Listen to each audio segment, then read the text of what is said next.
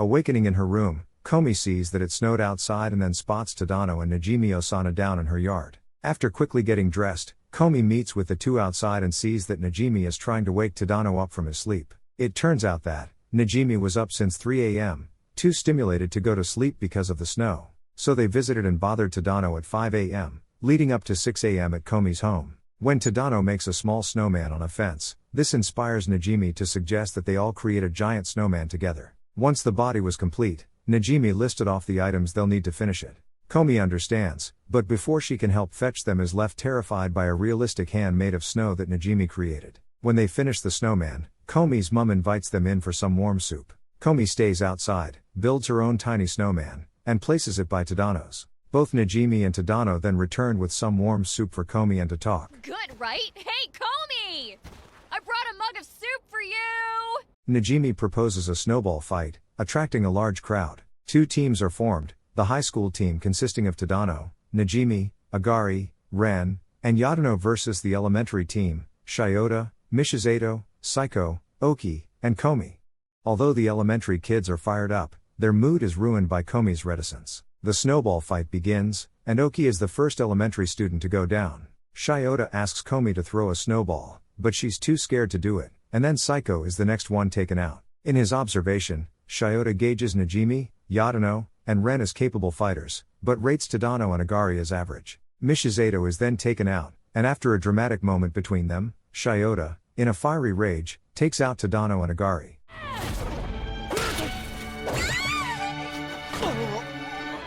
However, immediately after this, Shiota is taken out, and all that's left is Komi, who walks over to the other side where all that was left was Ren, who earlier took out Yadano and Najimi because they'd hit Komi with a snowball. In the end, Komi hits Ren with a snowball and wins the match for her team. The Komi family visit Yuiko in her home, and after they greet her, Ryoko appears and greets them. Putting away her shoes, Komi spots Akira, and after a brief chase around the house between them, they sit in one of the sitting rooms to play some Hanafuda. Komi accepts, and Akira weeps with joy. It's decided that they'll play koi koi, and as Akira explains the rules to Komi, Yuiko then appears in the room and decides to play against Akira, wagering her New Year's money. Confidently, Akira accepts. However, she loses 3,400 yen of her New Year's money. While Akira is distraught by her loss, Yuiko asks if Komi would like to play in wagers. If she manages to get a single point against her, she'll void Akira's loss. In the end, Komi manages to beat her grandmother in the game, which elates Akira. Shoko. You formed Goko. So I lose. Shoko, you won! Dressed in kimonos provided by their grandmother, Komi and Akira follow their grandmother Yuiko to the temple, and there they pray. Yuiko asks if Komi's wish last year came true, and she confirms it. Pleased to hear that, Yuiko asks that Komi gives thanks for that. Once they're finished, they visit the head priest, who needs help filling in a vacant shrine maiden position. Yuiko volunteers Komi for the job, and after being dressed in the shrine maiden outfit, she's introduced to the other shrine maiden, who happens to be Inaka. Flustered that she'd be ostracized as a country bumpkin because of Komi, she plays it cool by claiming she's someone else.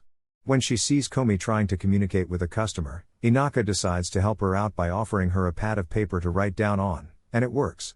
Afterward, Komi thanks Inaka and wishes her a happy new year, which she mutually agrees. Tadano wakes up and is greeted by his younger sister Hitomi and is surprised to see that Najimi is there as well. Najimi claims they were there because Tadano and they played games throughout the night and then changed the subject, proclaiming they needed to visit the shrine next.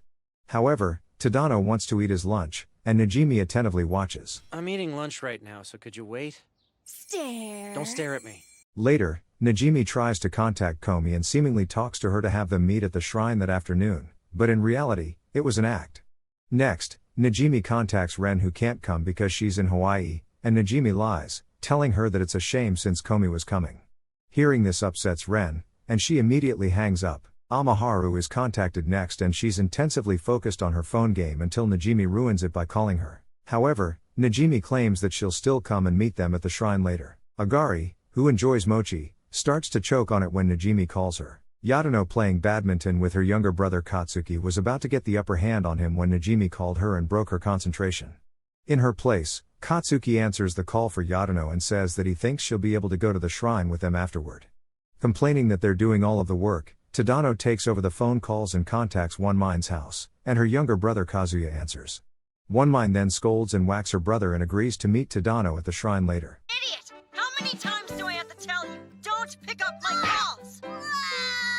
As Najimi plays a card game with Hitomi, Tadano contacts Otori, who has been watching her fireplace since Christmas. Asking if it's okay to contact Katai, Najimi gives their seal of approval. In his household, Katai was doing push-ups under the surveillance of his sister Ai. Seeing that Tadano was calling him, Katai answered muffled and belaboredly. Continuing, Inaka didn't receive the call because she was in the country visiting her grandmother. Netsuko was on TV cheering on racers. Mono, Kiarai, and Sonoda were busy eating burgers at a restaurant. However, Najimi is confident they'll come eventually and claims they've nearly contacted everyone. Tadano then claims they should contact Komi, but gets flustered by the look Najimi and Hitomi gives him. He, however, doesn't have the gall to do it immediately, but when he does, Komi contacts Najimi and agrees to visit them at the temple. Afterward, everyone invited to the temple arrives at the entrance and follows Najimi's lead by racing into the temple area, aside from Komi and Tadano. They wish each other a happy new year and then scurry onward into the temple. There, everyone gets a fortune, and Tadano gets small luck while Komi gets great luck, but is hesitant to show it to him. An elated Katai admires his date plan to get closer to Tadano, while his sister punishes him for his goofy smile. It's perfect. A date plan with Tadano. It's perfect. What are you smirking about, brother? This plan is perfect.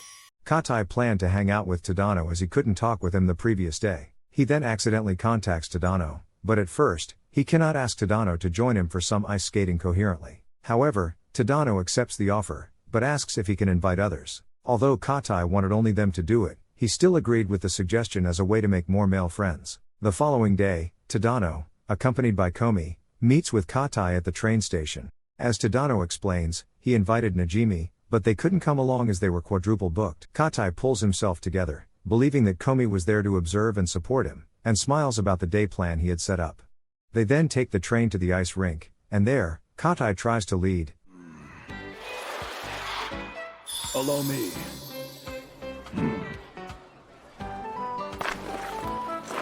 Follow me, friend.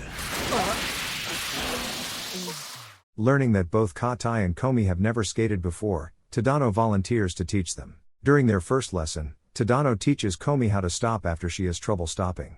This leads to an embarrassing moment between them, and Katai misinterprets the situation as a way to bond better with Tadano. Struggling to get balanced, Katai slips backward, but is caught by Tadano. Tadano then helps Katai skate, who gains the confidence to do it alone. Surprisingly, Katai graciously thanks Tadano in a normal tone of voice, which shocks Komi.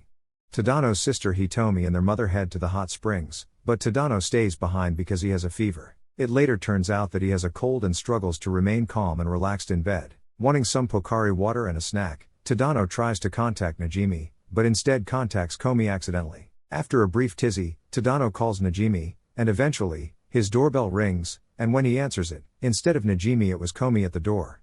Despite Tadano not wanting Komi to catch his cold, she lets herself in and serves him some ginger tea in bed. Komi then prepares some porridge in the kitchen and tries to feed it to him in his bed, but Tadano insists he eats it on his own. Once Tadano finishes it, he lays back down in bed while Komi cleans up the mess. She then checks on Tadano and, after tucking him in more, sees that his hand is exposed and tries to hold it, but Najimi appears and gives her a panic attack. Hey, Komi, you're here too?